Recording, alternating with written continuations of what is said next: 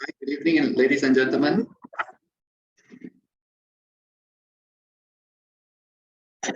Just doing some sound check here. Can everybody hear my voice? I'm seeing some comments on the chat saying that there's no audio. Just double check if you can hear me. Just type something. Yeah, thank you, Jenna. Once again, good evening, everybody. Thank you all for tuning in this evening on this FSMOne webinar series for titled The Fiasco of Credit Suisse and Some Key Opportunities Arising from It. My name is Dao Hong. I'm the global fixed income manager in IFAS Malaysia. And today I'll be sharing a little bit with you about what happened to Credit Suisse, and of course answer some of your burning questions that you have in mind at the end of the session. Feel free to keep the questions towards the end, and if you do have any more later on, we are happy to address them. Okay. Without further ado, I'll just quickly jump right into our topic for the day. I think a lot of people are being shook by the news when they learn about Credit Suisse and some of the bondholders that was totally wiped out, right? And today we're just gonna address a little bit, of this fear, especially when we don't understand something. It's easy to be fearful. Today I'm just trying to help you learn a little bit more about the features involved in investing in some of these higher risk bonds, and why are they there in the first place, especially why are there these kind of instruments, AP1, the most popular three-letter right now is AP1. Right?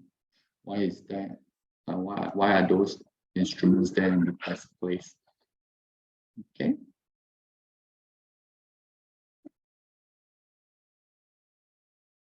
So just some housekeeping and disclaimer. Whatever I'm saying today is just for educational purpose.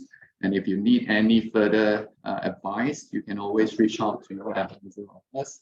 We can tailor our recommendations and advices to your specific situation, right?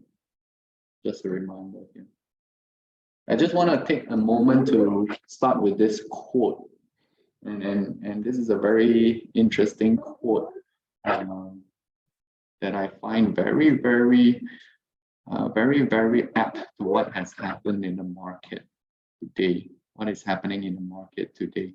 And let me just read it out. Risk means more things can happen than will happen. And if you really take some time to digest this what is that? It really is, a lot of some of the risks that happen is some things that we don't really foresee it. Especially with this Credit Suisse, it surprised the entire market, the entire world with what was the outcome of the takeover deal by UBS. So having this in mind, let's go directly to who is Credit Suisse in the first place. Okay. So Credit Suisse is a long franchise. It's a very old franchise, started in the year 1856. Right. At one point, 2 years ago, it was handling 1.6 trillion Swiss francs of clients' money and having offices across 50 countries with 50,000 employees. That was how huge, how influential Credit Suisse was. Right. At one point, it was the top Swiss bank in Switzerland, in the Swiss. So, but what happened to Credit Suisse? Right, the blow up of Credit Suisse didn't happen overnight. It was actually plagued with multiple scandals, including some of the espionage, spying scandals. You have big blow-ups in the funds that are heavily involved. Archegos Capital and also Green Seal Capital. Some of the risk mismanagement that was found in their involvement. There is also ongoing litigations with Credit Suisse, where the US authorities are allegedly saying that they are still helping high net worth individuals, rich people, to evade taxes. So these are all the things that are plaguing the company for quite a while already, and they are still in the midst of trying to clear up this mess and setting aside a lot of money to prepare for these litigations and the penalties that associate with all these litigations. So Credit Suisse, since a while ago, they have been under some stress due to all these legacy issues. And after a while, they are actually in a restructuring mode. Right? This is a restructuring. They want to become asset light. They want to offload some of their riskier businesses, right? Businesses that require a lot of capital, require a lot of management and risks.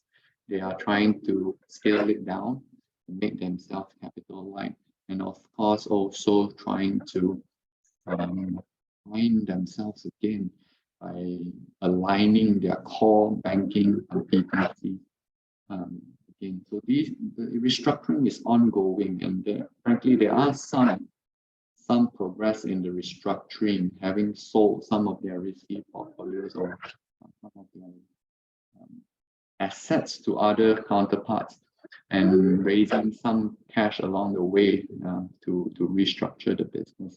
But of course, they are also continuously losing money. If you follow their news, they've been losing money from their wealth management side. They're losing trust. Essentially, the trust is no longer with the banks, so clients, even depositors, pull their money out from the bank. So you can see having lots of scandals, having put into a position of having to restructure, and later on being stress tested by what happened in US with regards to the Silicon Valley Bank, SVB, and later on some other mid-sized banks like First Mutual Bank. So they are really in a bad position.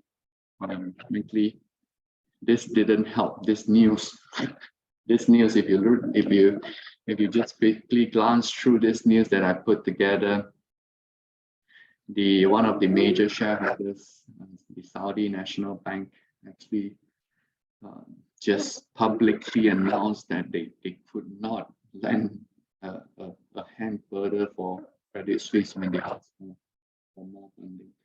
So this actually sparked certain people's, if you observe, this could be one of the turning points that sparked the downfall of Credit Suisse. And when this news broke, eventually this chairman, Saudi National Bank's chairman, was forced to resign due to these comments that he made. So this is just a quick overview of how, and of course on your left axis you have your share price of Credit Suisse and how it progressed throughout these incidents. And at the point where the UBS takeover happened, the deal was 0.76 share Swiss francs per share for US Credit Suisse. So this is the official press release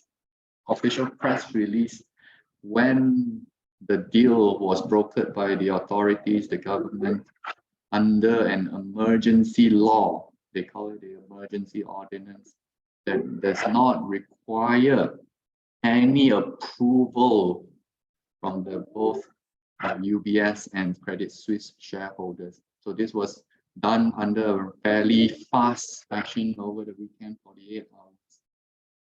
They have decided UBS would take over Credit Suisse.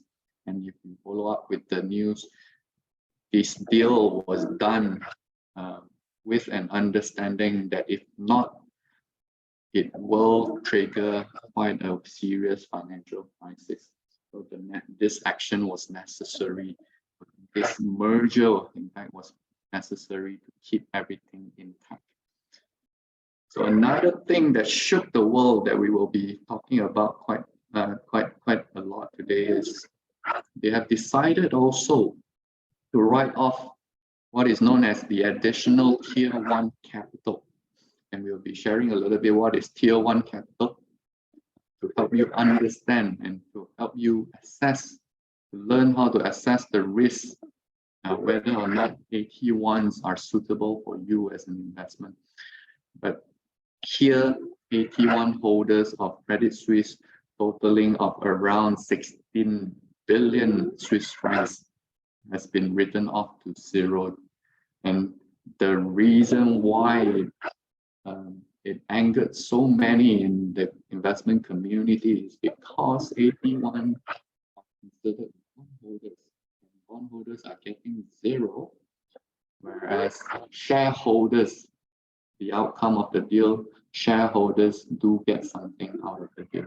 So it essentially flips the seniority and the priority between bondholders and shareholders upside down, right? So that was the whole contentious decision behind writing off AT1s and leaving some money on the table for shareholders. We'll share a little bit more of our thoughts on that later, but just before we go there, I just want to share a little bit how is the bank's capital structured. And this generally applies to all the banks in the world. You can see from this slide, I'll put in a simple breakdown of the bank's capital. And if you see on the bottom, there's three alphabets CET1 that stands for Common Equity Tier 1. And we say common equity, you understand common equity as shareholders. So you have your shareholders at the very, very bottom, and they are at risk, the first line of defense when losses happen. They take the hit first. Further from that, upwards, we can see additional Tier 1 capital, which is the bondholders that we're discussing about today. Additional Tier 1 bondholders are just one rank above common equity shareholders. So after common equity shareholders, usually the next one in line to absorb any kind of impact or losses will be AT1 bondholders.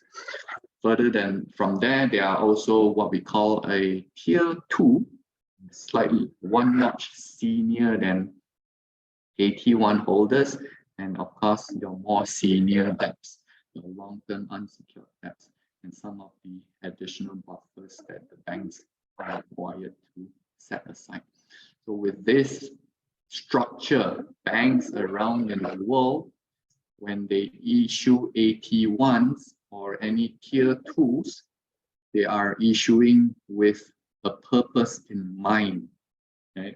And the purpose for issuing these subordinated debt, and in terms of ranking, these debts are subordinated, lower than ordinary ranking. Subordinated debts are issued for the purpose of capital buffers. And when we say capital buffers, it is due to the fact that back in 2008, during the subprime mortgage crisis, the banks didn't have sufficient capital on their own. So what did they resort to at the end of the day? The public or the government has to use the public's money to bail out these too big to fail banks. And in order for that not to be repeated, banks around the world has to set aside, are required according to the Basel framework, one of the framework that banks follow around the world, to set aside additional capital to be accountable for their actions or to be used when it is necessary. So these capitals are like buffers for the bank during rainy days. Okay, so AT1s, they are issued for a specific purpose. And take this example. This is a Credit Suisse AT1, and it is paying investors 5.625% annual coupon, and it is a perpetual nature. It doesn't have a fixed maturity, but it has a callable date embedded, which is in this case 2024 in June. So perpetual banking papers, usually they are AT1 papers. So you can just, a rule of thumb, if you see a bank that issues perpetual bonds, you can just cross-check. Usually they have loss absorption, which is the AT1 feature. When you look at the left-hand corner, these are the bond features that we are talking, and I'll zoom in to the details shortly. But before I go there, I also want to address something. Right? If you see some of the boxes that I highlighted here, you can see the issuer rating and the bond rating is different. And this bond is actually rated lower than the issuer rating, meaning it has a lower rating than what the senior debts of Credit Suisse are being rated. And this applies to all the other perpetual bonds of other banks, your HSBC, any local banks. In fact, whenever you see subordinated means below ordinary. And when you apply that to perpetual banking perpetuals, you will see the AT1s, the bank perpetuals, are rated lower than their senior counterpart. So this is something that you can observe. Always subordinated bank perpetuals have a lower rating compared to the senior or the issuer level. Okay. And if you notice, another word here is called contingent convertible. Contingent means emergency, in the case of an emergency.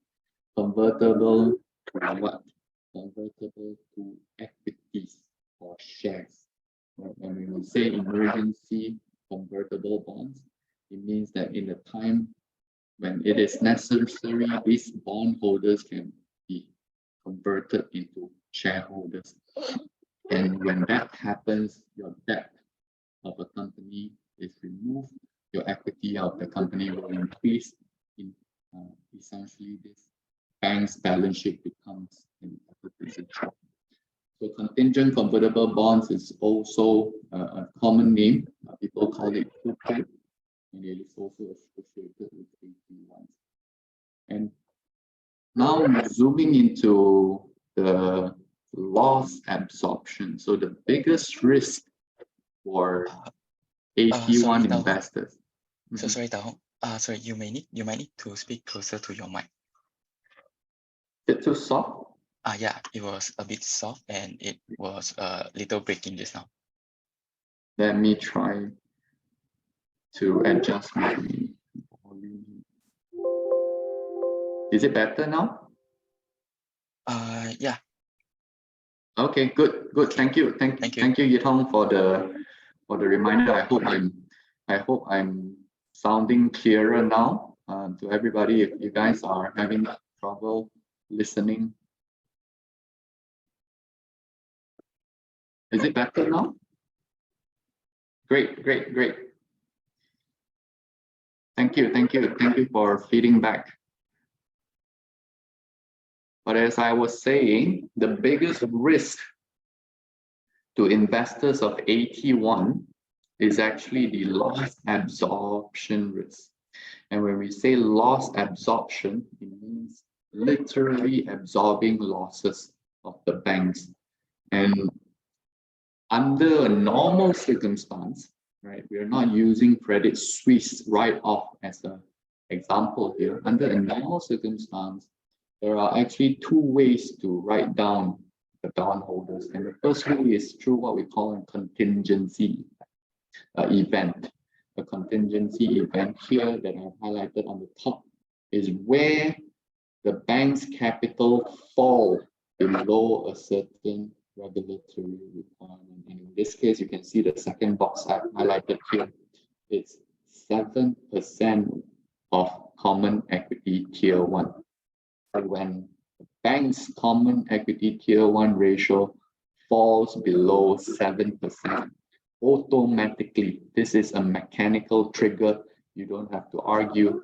Automatically, your bond will be triggered to absorb losses. How to absorb losses? It could differ. Some are permanently written down. Some are temporarily written down. But this is the mechanism. If it falls below the requirement, then you will be written off. And just to share a little bit, these information are available on the bank's website. Every quarter, they will release their results, and inside the results, there is one slide that talks specifically on this CET1 ratio.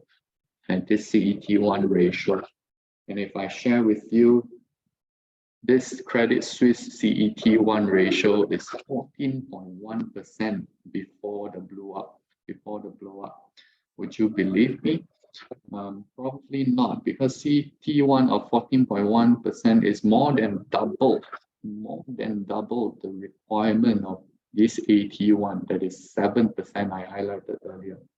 So you are wondering, why is a well-capitalized bank is being forced to write off their bondholders? In fact, they have so much buffers in terms of capital. So now we move our attention to the second way of triggering these AT1s, or writing down these AT1s. And it is called a viability event. And the viability event is simply when the authorities or the regulators deem that the banks is in an insolvent position, and they think that the bank will not be able to continue as a going concern.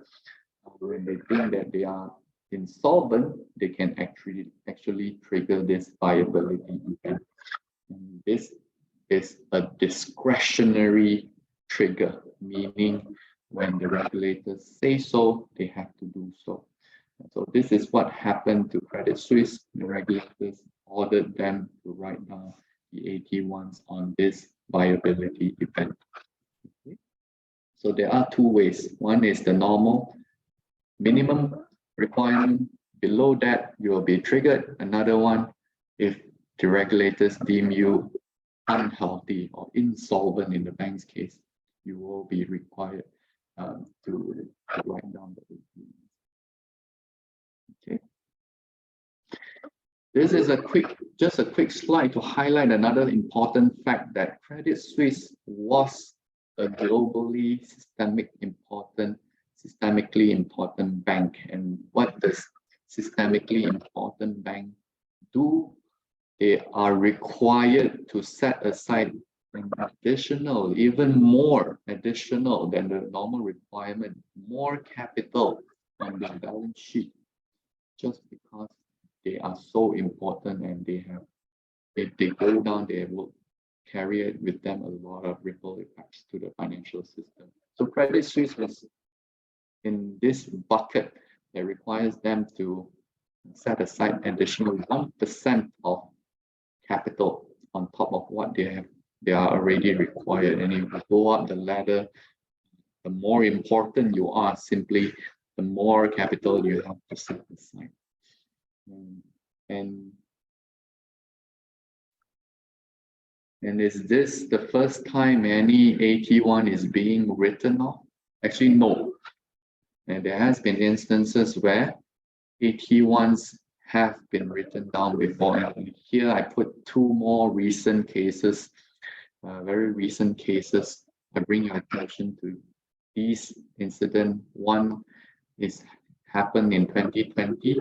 It is an Indian private bank called Yes Bank, and it was ordered by the Reserve Bank of India to write down their AT1 holders. But interestingly, there was still legal cases up until very recent. If you look at the dates, there. 3rd of March 2023, just early last month, they are still at, arguing in court whether the write-downs are constitutional by law or whether it's correct by law. And that's why you can see there are some bondholders of Credit Suisse that are gathering together to find grounds to pursue legal action against Credit Suisse, and that is to be seen what is the outcome. This has already happened in 2020, and the legal case has already been going on for 2 to 3 years, and there is still not an outcome for this one. So Credit Suisse could also have similar fate. We will still have to see what happens. Another example is Banco Popular. Banco Popular is a Spanish bank, and as far as I understood the whole situation, when this bank's AT1 was wiped out, it was to the market an isolated case. It didn't really have much impact. Potentially it's because probably they are very small. They have not so much of an impact as big as Credit Suisse. When the Banco Popular's AT1 was wiped out, the market actually didn't really bother it too much, right? And it was just bondholders who suffered the loss. So this was another issue, another incident in 2017, not too far in the distance. But these AT1 wipe off write-downs did happen in the history of financial markets. And of course, when you write off all these AT1s, and especially if we observe for the past 2 weeks after Credit Suisse AT1s were wiped out, we can see the market panicking a little bit, especially revolving around these instruments. Initially, people who are holding these bonds that didn't consider the risk of a regulatory discretionary trigger come to realize that there could be a scenario that applies to their AT1s. What happened to Credit Suisse? So if you look at the chart here, the spike up of is signaling what? Is signaling the borrowing cost, the yield, basically the yield of an AT1, the index. This is a basket of AT1 bonds in US dollars. The yield, the borrowing cost of these banks spiked up to 13.5%. That is a very enormous, very painful borrowing cost for certain banks. And if they want to come to the market to borrow more funds, they are going to be forced into a situation where they need to pay expensive borrowing costs for funding. So 13.5, before that, it was hovering around 8%. That is almost 60, 70%. Right? And if you look at this, how do you assess the risk, right? The risk of AT1s. Probably I should start by saying this: what happened to Credit Suisse shouldn't be applied to all the other players. In fact, and if I remember correctly, all the other regulators around the world, including Singapore MAS, including our own Bank Negara governor, and also the EU and the UK regulators came out. They came out to say that they actually respect the priority between bondholders and shareholders. And why do they say so? Why do they act so swiftly to reassure the market? It's because they are trying to calm the AT1 markets down a little bit, because it was getting I'm having a front row seat into all this when I was trading certain AT1s for my clients and doing a little bit of trading. When I saw the prices of AT1s, other banks that were being thrown around in the market, it was really, really crazy. The market was just haywire, went haywire. Once the regulators actually came out to reassure the market that they will actually respect the seniority of bondholders over shareholders, the market calmed down a little. And by saying that, by having those regulators making that statement, it essentially reverts a little bit of the risk framework that investors are looking when they are assessing whether or not the risk of the AT1s, how risky the bonds are. So it will not certainly simply, or at least for those that are non-Swiss, the other regions around the world, it will not simply write off banks' AT1 without shareholders being wiped out first. So this is the assurance that the regulators have given. And if you want to take a look here, there are some, we have compiled a list of the buffer. Buffer means additional on top of the requirements, how much more the banks are well capitalized. I think there is a mistake here that I spotted in the fourth row, credit agricole buffer. I don't think it's 866 basis points. It should have been a mistake, probably using the group levels, common equity, but it should be around 200 to 300 basis points on par with the rest of the players. So you can see here, all the banks are having good capital buffers above their requirement, and they should not be looked upon the same way as what happened to Credit Suisse. What happened to Credit Suisse was a crisis of confidence. They lost trust of their clients, their depositors, and a bank run happened. Okay. One moment, yeah. Let me just quickly check my stuff.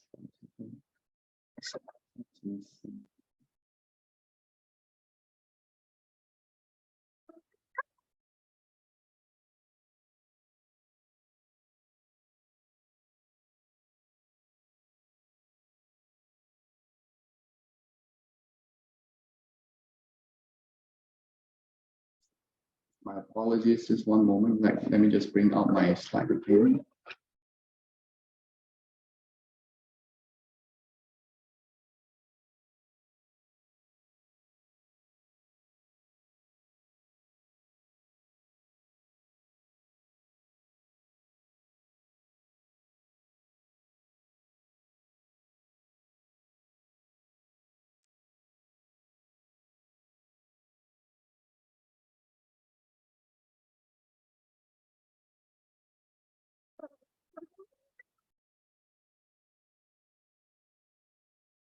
Okay.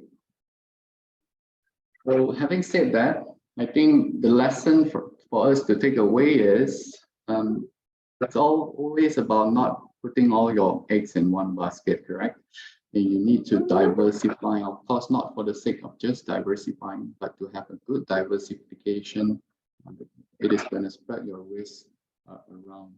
Some of my clients tell me, Dao Hong, even bank bonds I can't buy already. What else can I buy? It's not the right way to put it. To understand the risks around different sectors and the features of the bond can help you diversify. So in order for you to achieve that, you have actually a place for you to invest and in a very flexible manner, very diversifiable manner. It is our very own bond. Some clients have known Bond Express for a long time. They can actually share that appreciation, even though you have a good amount of sum of money, big amount of money, you are able to diversify in smaller examples. And the benefits of it is not only that you can actually transact and also diversifying into other currencies, including US dollars, Sing dollar, Great Britain pound. There are some options for you to actually diversify. And this marketplace trades 24/7. 24/7, and the settlement of the bonds are instant. Meaning, if you click buy today, the bonds will be inside your holding, and the money will be deducted from you. And you can do that for 24/7, 365, even after trading hours, after working hours, Saturdays, Sundays, public holidays. There will still be certain executable, firm executable prices for you. So this is a very good place for us to start off, using small amounts, diversify our portfolio, explore into foreign currencies. In fact, look at foreign currency papers. Some of the big names included here I put together. HSBC, Commerce Bank, Volkswagen, and of our very own listed company, MRCB, is also available. You can actually go there. The prices are updated live, and the volumes, most importantly, do check out our volumes now, because bonds are not like unit trust. You can buy an unlimited amount of it if it's a open-end fund. But bonds here, they are subject to availability. And we also show our volumes, live volumes, buying and selling volumes for our clients to trade. So this is a very good place for you to look at. Of course, there's not only just these 4 options, there are almost 50 to 60 different bond selections for you. Okay. Of course, more importantly, do make use of our platform. Just like how you check your unit trust fact sheet, bonds have a fact sheet that gives you an overview of the required information, including on the right hand side you can see the green box giving you your calculator, explaining, illustrating to you the amount of coupons that you will be getting every periodically if you invest in that bond. Let's say 100,000, you're getting this much every 6 months. So this is a very helpful tool for you to position your portfolio and to also enjoy to create a portfolio of cash flow income portfolio for yourself. So a lot of our clients that has bonds investment benefited from the past 2 years. If you have bonds funds, then you might be in trouble a bit because your bond funds maybe would be going down heavily, and you couldn't get any sort of regular income. Although those income distribution are reinvested as units, you need to sell the units to get money out of the big bond fund. But if you hold a bond paper, if it's a solid credit, if it's just bond prices going up and down every 6 months, you still see coupon money, cash money inside your bank. So this is a very good tool. Bonds is a very good tool for you to rate that predictability and the stability of cash flow for your own portfolio. So do check out Bond Express. If you need recommendations, you can always call in. You can always write in. We have actually a dealing hotline. I just want to share our dealing hotline here for you guys to reach out to us. You can follow us on Telegram as well.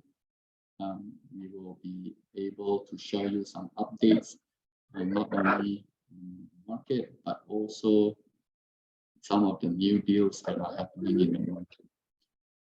More recently, if you follow our page, we've been sharing about some interesting deals around BRB, ICOM, some of the more private players like Agoto. These are very interesting deals that we are doing at the moment. So if you have not opened an account yet, do scan this QR or do head over to our website to open an account with us, and you will be able to enjoy enjoy some of the benefits that we offer. If you are already an existing account holder, you can also refer your family and friends over and get to enjoy for every referral 30 days of discount trading our products on our platform. So this is a very good, this ongoing referral program is there for you to enjoy some of the discounts when you're doing your business. Okay. Just quickly, maybe just Q&A. We'll just start to answer some of your questions. Maybe I will just go through the questions myself. Will, from an anonymous attendee, but this first question I'll try to answer. Will FSM bring more AT1s bonds on its platform? I guess this answer really depends on the appetite of our investment committee, right? At this point in time, we feel that yes, there are a lot of, although we feel that there could be a lot of value in the bonds, in the AT1 bond space, but whether or not investors are ready, or whether or not investors have the understanding around the instrument. That's why we're doing this class as well, this sharing as well, to help our investors understand a little bit more what is AT1, how to assess the risk of AT1, whether or not the returns that AT1s give you is sufficient enough for you to hold those kinds of risks and take on those kinds of risks. I don't deny. I mean, I won't say that we won't take on more AT1s on our bonds. We have already a number of AT1s on our platform that is giving, I think, quite an interesting yield levels. And if we look at certain credits like Barclays, we also have our research and putting in an article to update their recent performances. So these are some of the benefits it being on management, because there are research analysts that are updating. So yes, I think we could, but at this point they might not be the Dao Hong? Sorry, Dao Hong. Sorry, Yeah. the line, the voice is breaking again. Okay. Yeah. Is it better now? Yes. I think now Okay. it's better. Yeah. Thank you. Okay. So moving on to the next question. Did we observe that the trading volume of AT1 bonds become lower after the Credit Suisse event? Of course. Right? This is very natural, and you don't understand the risk, you just shy away from it, or you just sell it off, correct? So after the Credit Suisse event, these bonds, especially the AT1, and if you zoom in specifically, if you are holding a Swiss bank like UBS AT1s, then you're in trouble, because if you want to sell, then the prices will not be favorable to these holders. In fact, during the first few days of the whole Credit Suisse saga, some of even the very big franchises like FSMOne, their bond prices was very bad. But that was because the market didn't understand what had happened the first couple of days, and they wanted to disassociate with the risk, so they sold at whatever prices they could. After a while, after a couple of days, we responded quite heavily. Some of the patient bonds, the natural bonds that we see, they were once trading at 16%, 15%, 16% yield.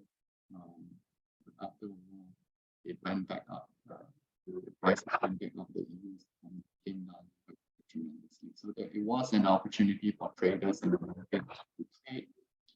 But you do have a situation where the market is quite okay.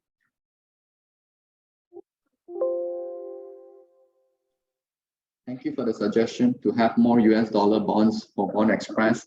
I think our marketplace is expanding. We do note that the more choices is the better for investors. Of course, we also want to bring to you other currencies as well, including Aussie dollars. I think Malaysians have an affinity for Aussie dollars. We're working on that to bring to you Aussie dollars options that you can invest as low as 5,000. Of course, this marketplace, we're trying to expand the selection for you guys, not only in terms of the US dollars or the existing currencies, but also outside of whatever we have. Thank you so much for the suggestion. The next question, with BNM and Singapore and Europe statement, it meant that it is safe and the action taken by Credit Suisse will not happen to those banks perpetual issued in the country and safe to invest if the buffer for CET1 is sufficient. Generally, yes, you have highlighted a couple of very key points here, whereby yes, all the statements that was put out by the other regulators have reassured the market of the seniority of bondholders over shareholders. Yeah, but it doesn't remove the fact that if a banking crisis happens, and if there is a situation where the banks will need to suffer losses, and if the shareholders' capital are insufficient, bondholders are still in line to take the losses. Additional tier 1 bondholders are still in line. Right? What they are saying is just that they respect this seniority. Whatever that will happen, it will happen to the shareholders first and not the bondholders first, and it will be completely wiped out by shareholders first before going to the bondholders. So yes, your observation is quite apt, and you can actually take a look at how well the bank's capital are capitalized, buffered, by looking at their minimum versus whatever they have in the sheet.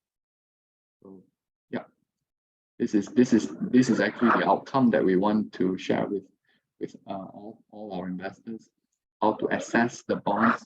Traditionally, we look at the capital adequacy of the bank, and how do you look at that? Is comparing their CET1 ratio that is required versus what do they have currently. And these information are available by simply Googling. Okay. Another question that we have, please list the terms in terms of seniority in bank failure. Does tier 2 better than AT1? Yes. Yes, if you look at the illustration earlier in one of our slides, right, this slide, you can see the ranking being explained here, being the bottom being the shareholders, and after that for AT1 bondholders, and further on your tier 2. So in order for you to reach the tier 2 bondholders, you would have to actually wipe out the shareholders first, then the additional tier 1 bondholders, then only tier 2. And put it in the context, Credit Suisse tier 2 investors are still in fact, right? And so now we have Credit Suisse tier 2 investors, bond investors are still not written. And usually what is the triggering mechanism for tier 2 is also by discretion, meaning the regulators, if they deem that the bank was further the insolvency of the bank is at risk of an insolvency, then tier 2 investors so be online to. Okay.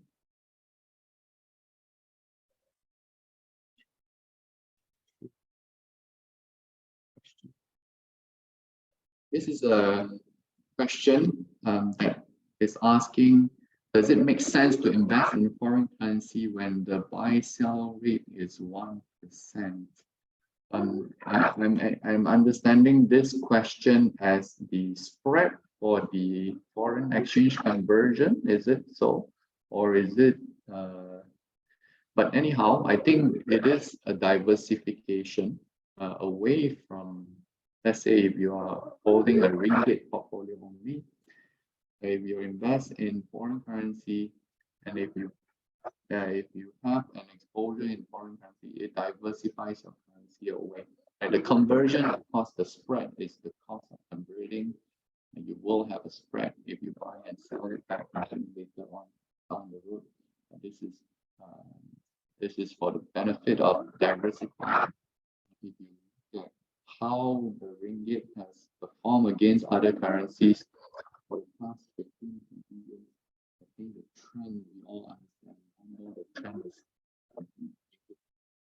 going forward. We may not know what, but how the ringgit performs. But having a diversified currency also helps to diversify something. So I think yes, it makes sense if you are coming from an approach of diversification, and if you think the rates are not so competitive, I think there are some places where you can actually enjoy good rates.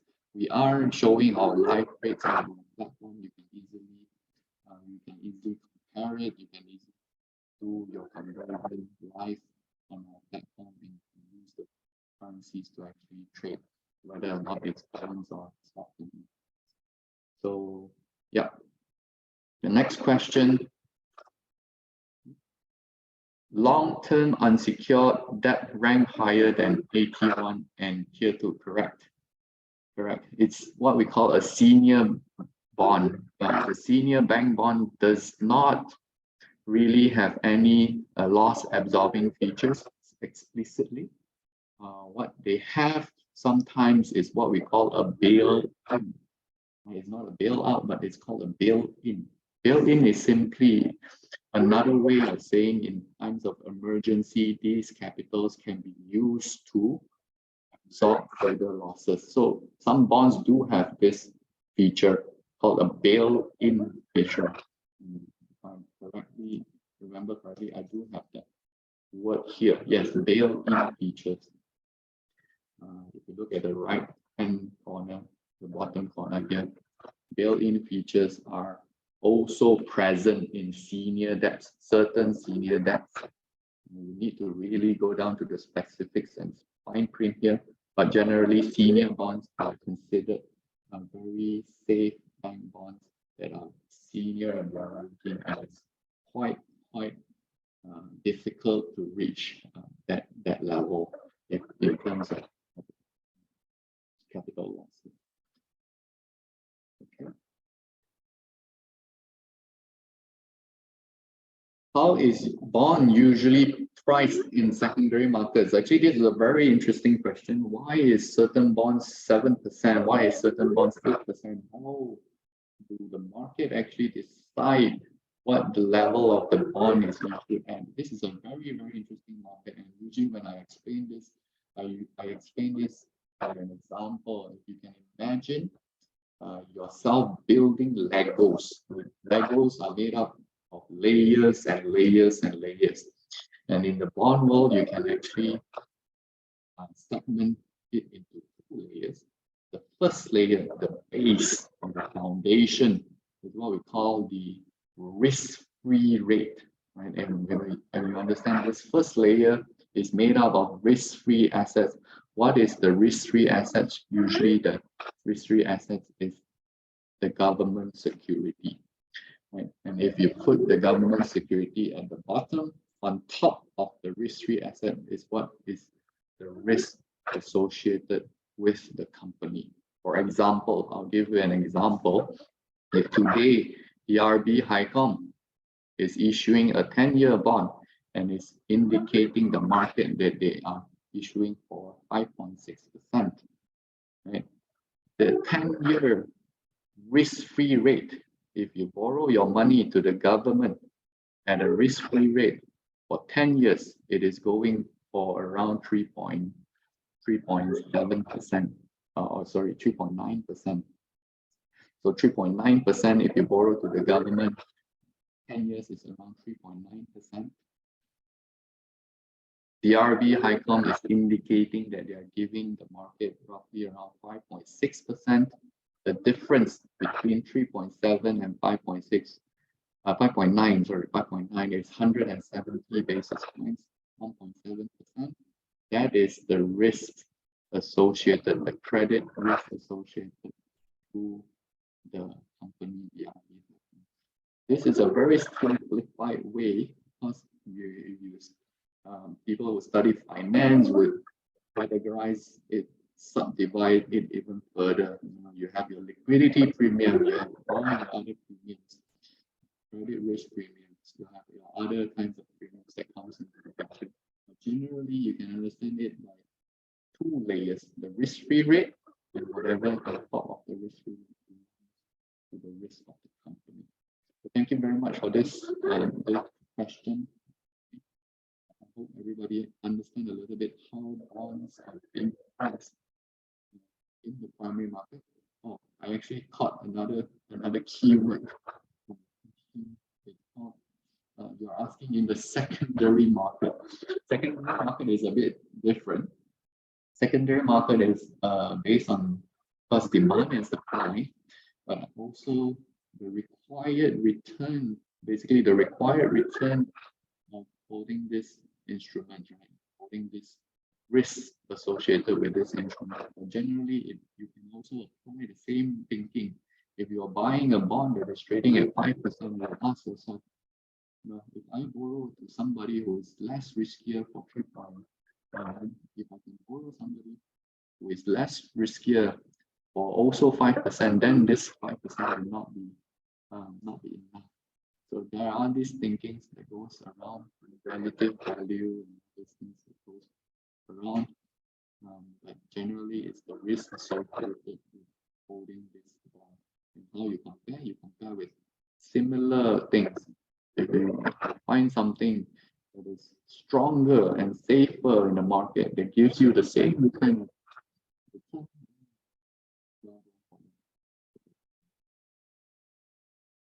Hope it answers your questions. Hope it answered your question. Okay. Moving on to the next question from Calvin. What are the difference between AT1 and Tier 2 bond as both are issued for the purpose of capital buffers? Is there any limitation for bank issued Tier 2 bonds? The difference, very big difference, is of course the ranking. Right? AT1 is lower, Tier 2 is higher, and if you look at the terms of the bonds, they are different also. AT1s are perpetual bonds usually. You can observe all the AT1 are perpetual in nature, but Tier 2 bonds, they are having a fixed legal maturity. They will tell you in this year 2033 this is the legal maturity of the bond, but it is usually callable in 5 years. Right? They will have a fixed legal maturity for Tier 2, but having a callable date usually 5 years as well. So these are some of the difference, but the major difference is of course who absorbs losses first. The AT1 will absorb losses first, then only Tier 2 is happening. So this is the biggest difference between them. Is there any limitations? No, actually there's no limitation. The more buffers you have as a bank, I think of course the costlier it is for you as a bank. If you set aside these funds or these capitals, unable to utilize these capitals to do business, then it is a cost to the bank.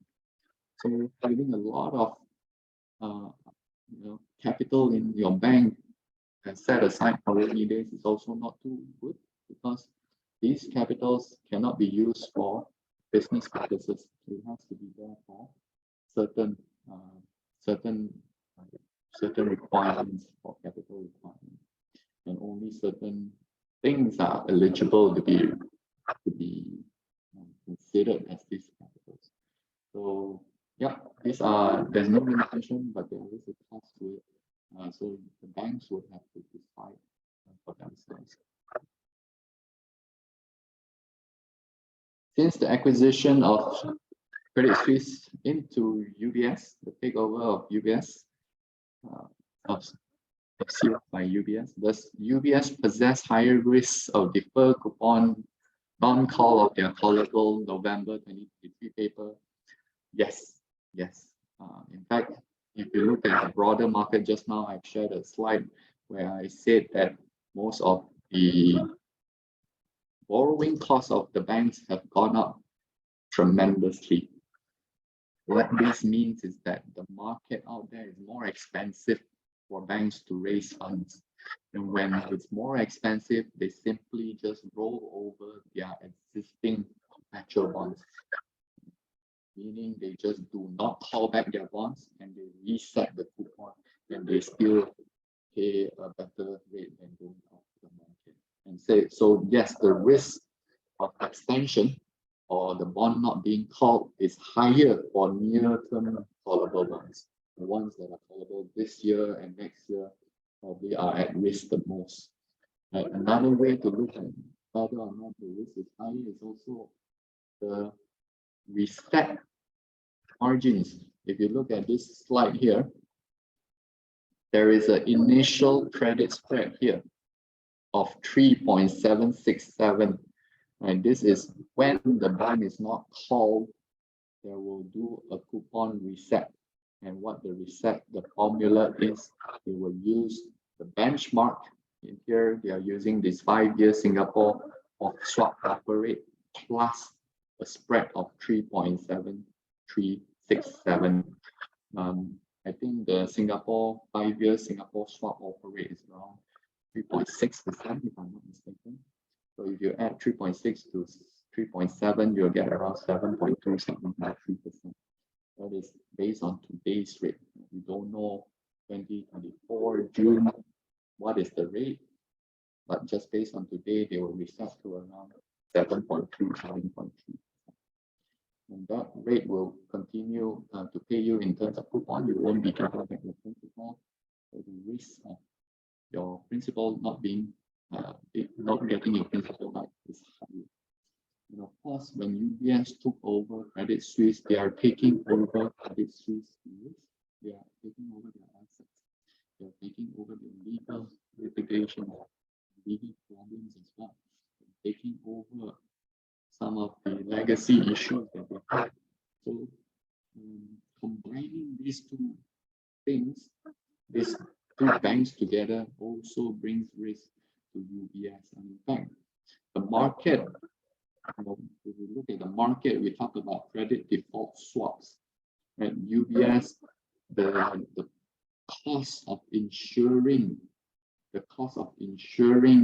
UBS credit risk, the premium to insure the credit risk of UBS actually went up after acquiring Credit Suisse. This means that people perceive UBS as a more riskier entity and they require a higher cost to insure again. So yes, if you look at the credit default, yes, it's riskier overall, not only for their AT1, but their overall. Moving on to the next question. Thank you so much for the question, Cici. Moving on to the next question. With US bond anticipating to trend down, if we buy treasury bills and the Fed is fighting inflation, US dollar is trending down, and upon maturity, likely there will be an exchange loss. Comment, please. This is a loaded question. First of all, we have a lot of assumptions here. We are talking about US fighting inflation. That's of course, all right. They have made it very clearly that the fight of inflation is in their priority. It's a priority to them. Whether or not the US dollar goes down, I think in the short run, if the rates are still high, they could be supported. US dollar is still being supported. But if we look at how the way interest rate has transformed, has been progressively increased. It has increased 500 basis points, close to 0 to close to 5% right now in the span of 1 year. And the latest hike after a series of 75 basis point hike is a 25 basis point hike. And what this tells the market is that it could slow down, right? Of course, we may not know where is the peak. And it's always looking at the inflation numbers closer and some of the data points. We have some promising data points from the manufacturing PMIs and all the labor market that seems to be softening a little bit, but they are still watching very closely. We might be seeing certain turning point soon for the interest rate. And what this leads to is actually the market, the interest rate. If it turns, then interest rate comes down, your bond prices will go up. So I always tell our investors, these are some of the best times for you to secure or lock in the returns for your bonds. Yes, we are seeing this slowdown in the interest rate hike, but whether or not it comes down really depends on whether a recession happens or not. In fact, the market is implying that a recession is going to happen in 12 to 18 months. So we'll have to see whether the Fed can engineer a soft landing. It's not easy to do that. I cannot say where the US dollar will be heading. If it's supported by higher interest rates, yes, it will still be. It still will be supported. Kelvin is asking, do you foresee banks to issue Tier 2 bonds to refinance AT1 bonds due to the redemption in this year? Higher. Yes and no. I think they can issue more Tier 2 bonds, but generally there is also a requirement for them nonetheless to also issue AT1 bonds. So they will not be able to recall their bond because issuing in the market is definitely going to be tough. And for those banks, certain banks did demonstrate their power to redeem their bonds, like Deutsche Bank. Deutsche Bank redeemed back their Tier 2 bonds just a couple, I think 2 weeks ago.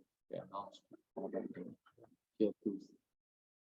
But the simple answer is these two bonds are different categories of bonds for the banks, and they do have a requirement to have price increase. And they cannot say that all my bank's capital is comprised Tier 2 bonds, and I don't want to issue any Tier 1. So you cannot do that. You need to do these things, even if you want.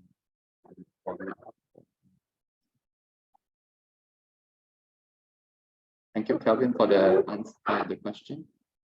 Another question from CC: if non-call is likely, is it also likely to defer coupon altogether? Not necessarily. Being not able to call doesn't mean that they cannot pay their coupon. So usually it's the extension risk here that we're talking. The coupon deferment is quite a bad thing. If even banks don't pay coupon, they will be sending a very bad signal to the market that they are in bad shape. So usually I don't foresee any deferments in coupon unless that the bank is in a very, very bad shape. So this is my take on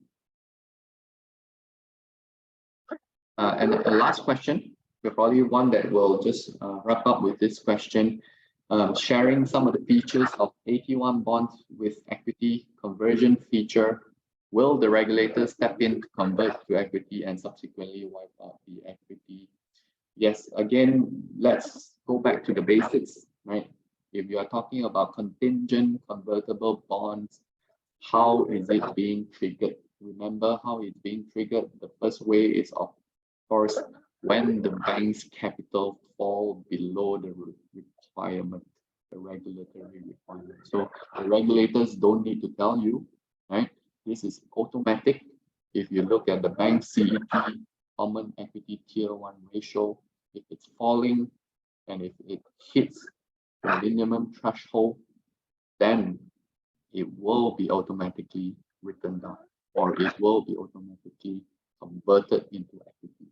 Whether or not that equity will be further impacted, or whether or not the equity that is converted will be further wiped out, really depends on how much losses are we talking about. And even if the losses are so huge that even after conversion, the equity is still not enough, you know, to cover the losses, then you will go further to who? Tier 2. If Tier 2 is not enough, you go to your senior bail-in banks. This is the ranking. Basically, really depends on how much capital losses are you talking about, whether or not it's enough to take the losses. If not, remove half the rank. Remove half the rank. Okay. So I think I've answered all the questions here. If you have further follow-up questions, or you want to learn more about bonds generally, not only AP1s, but bonds as a general, do reach out to our platform, do reach out to our specialists. They will do follow us on Telegram, do write into us via our WhatsApp just now. I'll just put it up again once more, just to give you guys a chance to scan our QR, to get in touch with us. And that's it. I will just end my presentation to right here tonight. And just one last concluding remarks to everybody out there. Once again, thank you so much for taking time to join us for this webinar. Although it's quite short, I hope you take away certain lessons, not fearing AP1s, but understanding how to assess the risk of AP1s, how to look at them. If you need more guidance, reach out to us, and we'll be more than happy to share our 2 cents with you. So signing off here from FSMOne. My name is Dao Hong. It's a pleasure sharing with you some of our insights, with regards to Credit Suisse and some of the opportunities that presents itself. And I wish you guys all a very good evening. Thank you and good night.